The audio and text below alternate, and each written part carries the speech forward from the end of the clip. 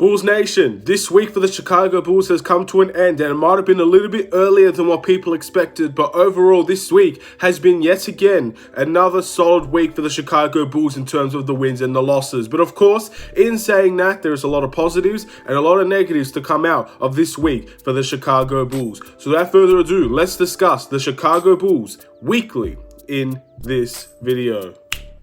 Let's do it.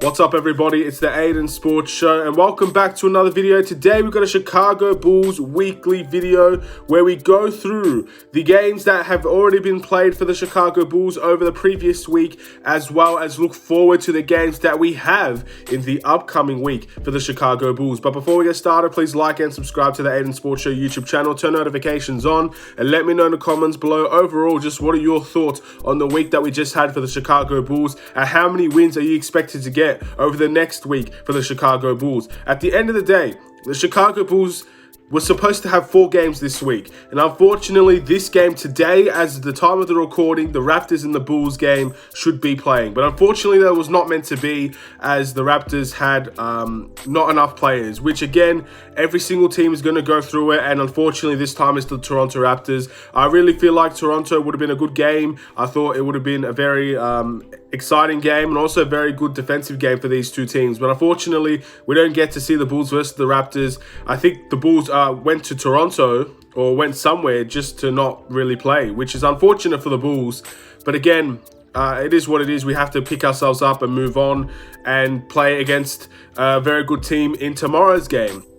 Now, in this previous week for the Chicago Bulls, we played 3 games, and the Chicago Bulls went 2-1 with 2 victories and 1 loss. But at the end of the day, a victory is very, very good for the Chicago Bulls. But if you looked at the way that we played, especially in our last 2 games for the Chicago Bulls, there are definitely some negatives you can take away from this week in general for the Chicago Bulls. So let's kick things off with the first game against the Houston Rockets. The Chicago Bulls took this one from the palm of their hands from the very beginning and never looked back. The Houston Rockets did not have a fantastic scoring night, and the Chicago Bulls ended up capitalizing on that with their own good scoring night, beating the Houston Rockets 120-100. Then we move over into the second game of the week against the Minnesota Timberwolves, a team that I was really worried about coming into this despite their record, because they like to stay close in games. And this game was a little bit too close to comfort for many people, as the Bulls had to win this one in overtime, 133-126. Again, in the overtime period, we dominated the Minnesota Timberwolves, but that's not to say throughout the entirety of that game, that was a very even game between the Timberwolves and the Chicago Bulls. And then we turn into the Phoenix Suns. Bulls played very well in this game, but also was very, very poor things to discuss as well, like turnovers and obviously blowing a 14-point lead in the fourth quarter to see the Phoenix Suns win this game 106-97. So those were the records for the Chicago Bulls this week. And again, as I mentioned before, there were positives and negatives to talk about. Obviously, the positives are the turnovers are back for the Chicago Bulls. That's something we haven't talked about for a long time, but all of a sudden, with a fiery comeback, the turnovers in this team is starting to continue to rise once again. The last 2 games against the Minnesota Timberwolves and the Phoenix Suns, we have seen turnover galore for the Chicago Bulls, and it shows. The Houston Rockets game, we didn't have too many turnovers. We win by 20. The game against the Timberwolves, we had around 21 turnovers and went to overtime. Phoenix Suns, we had around 16 to 18 turnovers, and we lost by 9. So these are the things that we need to consider. Obviously, Phoenix is the best of the bunch, and that's why we lost that game. Minnesota's not a terrific team, which is why we won that game. But this is going to be something that we need to look into for the next week. We cannot allow turnovers, especially from our best players, from Kobe White and Zach LaVine. We can't allow 5 turnovers for those players, because at the end of the day, we are costing ourselves the games. We are playing better than these teams, in my opinion, and this is just my opinion alone. I think we played better than the Phoenix Suns. And I know I can't really say that because we lost the game, but what cost us the game was our turnovers, was unforced turnovers. But I thought the game plan for the Bulls was better than what Phoenix Suns had. At the end of the day, that is very, very controversial, but that's what I believe. And if that's something you don't believe, that's fine. At the end of the day, Phoenix Suns won that game. They're a good team. They're a great team. And they deserve to win because we let ourselves lose that game. And same with the Timberwolves. We made this game a lot closer than what it needed to be because of our turnovers. So these are the things that we need to consider and look into. Again, last time we complained about turnovers, the Bulls had a very solid month, maybe month and a half, where they limited turnovers in most games. I need to see that continue. I cannot see turnovers come back into this team because we go from a very fun team to watch to one of those teams where it's just frustration all the way around because every second possession, it almost feels like we turn the ball over. And that is exactly what I want to see fixed for the Chicago Bulls. Now, overall, I believe the record for us this season at this point in time is 15-17, which is it's still a very decent record considering where we were last season. But again, it's not.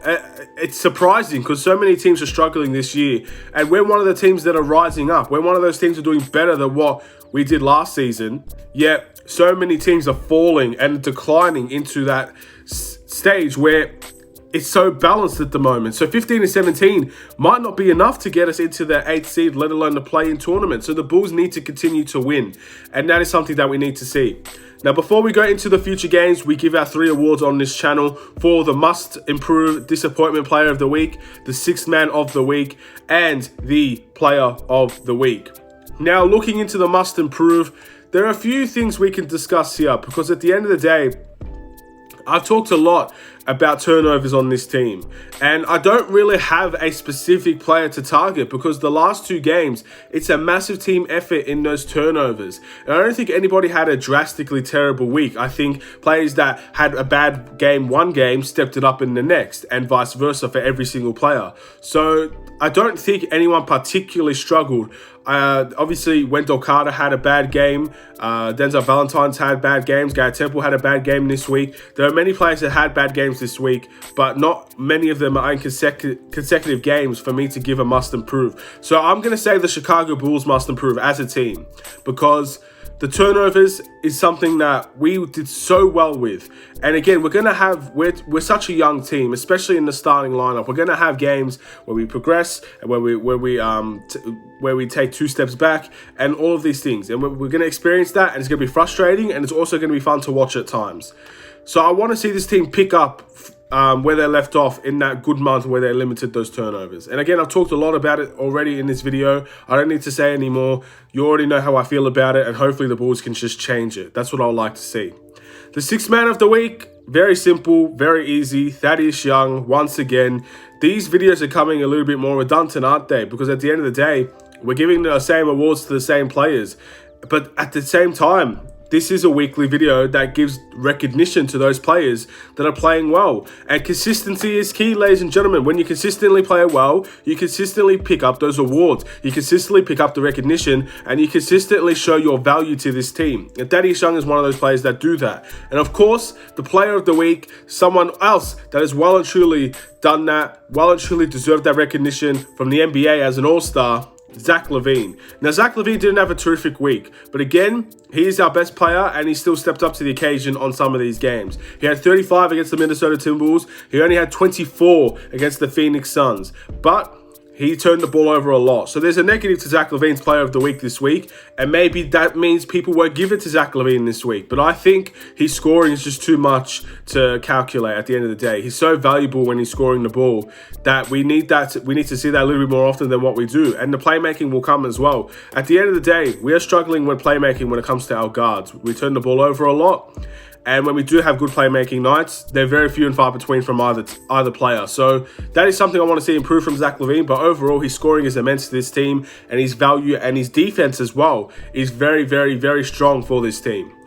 Now, let's go into the week that we have to look forward to coming up. And it's a very tough week for the Chicago Bulls. And this is going to be a test to see where we are at when it comes to consistency with this team. Because we've played well. I know we lost in our last game to the Suns, but I think we played well this week in general. So, with that being said, we have tough teams to look forward to in this week, this upcoming week for the Chicago Bulls. And if we continue to play well, 1 or 2 of these games, I expect us to win, even though there are tough sides that we have to face. So, obviously, the next game, we got the Denver Nuggets. Now, I haven't been keeping too much up with Denver Nuggets, but I know that they've been struggling compared to where they were last season. And at the end of the day, this is probably the perfect opportunity to verse them if that's the case. They've got an MVP caliber player, in my opinion, in Nikola Jokic. I'm not sure if they have any injuries or anything like that, but hopefully the Bulls will be ready for this game, and hopefully we can bring our scoring before they bring theirs, because they're a very good scoring team. They're not a terrific defensive team. So this is going to be a scoring game for both sides, and let's see who walks out on top. Then we've got the New Orleans Pelicans. We've beat this team before, so I have no issues in saying we could probably beat them again. But again, this is another tough team to verse. It's going to be a test. The Pelicans have been struggling all season, but once they can pick it up, they know how to play, and they have terrific players on their team as well. So hopefully the Bulls can continue and go and win that series against the New Orleans Pelicans. That's a game I'm very excited for as well.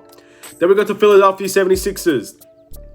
I would assume Ben Simmons would be ready for that game within the Chicago Bulls, within their team, of course, with the 76ers, for that game against the Bulls. I assume Ben Simmons will be playing in that game, so it's going to be a completely different 76ers team than what we faced against in our last time against them with just Joel Embiid. So I'm not expecting Joel Embiid to drop 50, but you just never know. Maybe the Bulls can catch them on an off night. And then we got Miami.